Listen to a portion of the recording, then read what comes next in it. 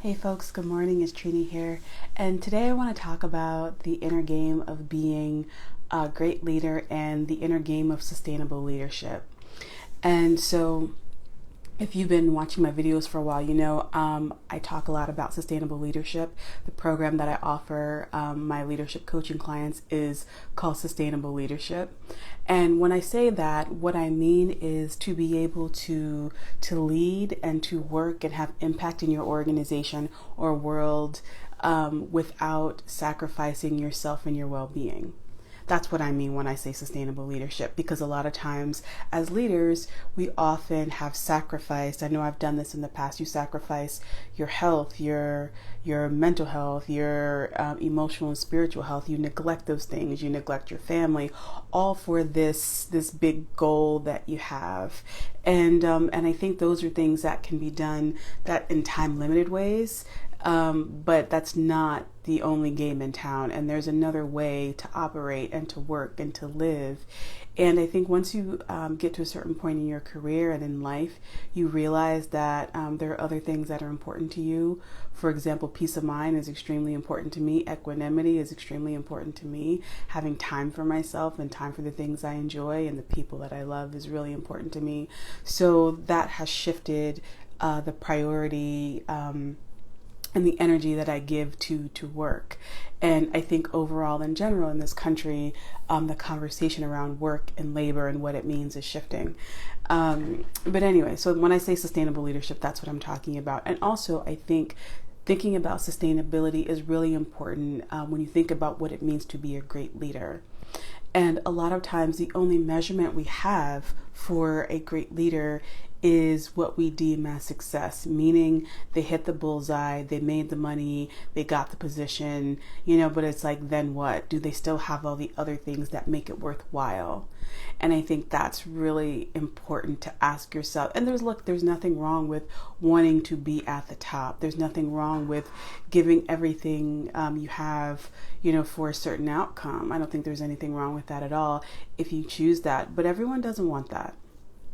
And I think if you want to, especially if you're working on something that you really care about and it's something that you want to have longevity with, but the way you're doing it is burning you out or depleting you constantly, you have to find a better way of doing it. And as I said, that's the work that I help my clients do and figure out.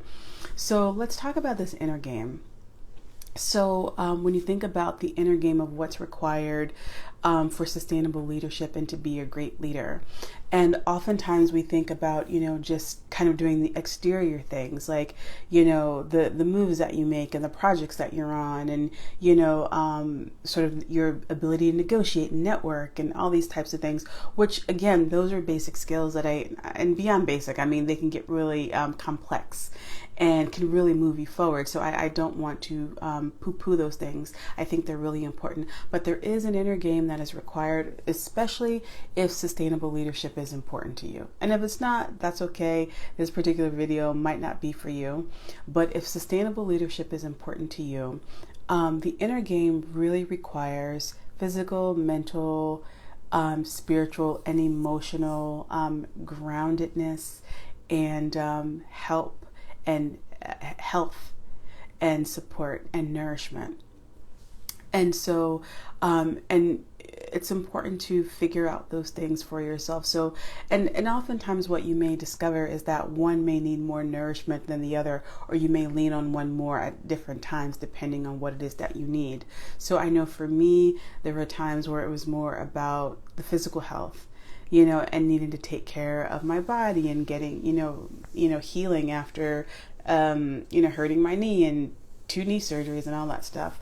Another time where it was about the emotional health and, after my mom and many relatives passed away in a very short period of time, and having the support of a therapist and really focusing on emotions and all of that. And then, I think that emotion and mental piece kind of goes together, and mental also is really about how you think and your perspective on yourself as a leader and the work that you do, and allowing that to shift and take different forms. The other thing I will say about the mental health part is it's the mental health, but it's also the way that you think about the work that you do. How you think about the work that you do. Are you making the difference that you really set out to make? Is the organization or company or entity that you work for doing what they say they're going to do? Because all that stuff affects you. And then lastly, spiritually. And this is one of those areas that I think people don't like to talk about a lot, but is really important, and it's something that I fold into my work with clients because I think it's important. It's just knowing that whatever it is that you're connected to, whatever's bigger than you, higher than you. I mean, it could be God, maybe it's nature, maybe it's your ancestors. I don't know what it is for you, but having that connection and connecting into the highest version of yourself, and going within and knowing what it is that you need and want, and being able to reestablish that connection, because for a lot of us, for a lot of people, you lose that connection, or it's hard to hear yourself and discern what's your voice versus someone else's versus what you heard on social media or all of that. And so that spiritual health and tending to your spiritual side and your spiritual life is really important. And it works all together. It weaves together to create this inner foundation that you need to do the practical work. So if you know you need to have a conversation that you're scared about having, if you know you need to ask for a raise, if you know you need to get out of that job and do something else, whatever it is, there's an inner game required to be able to make those choices and decisions. And some of it comes with just doing it, but a lot of it comes from, the inner, having the inner wherewithal, fortitude, strength to be able to make the decisions that you need to make. So I really encourage you to think about your inner game as you're doing the outer work in your career.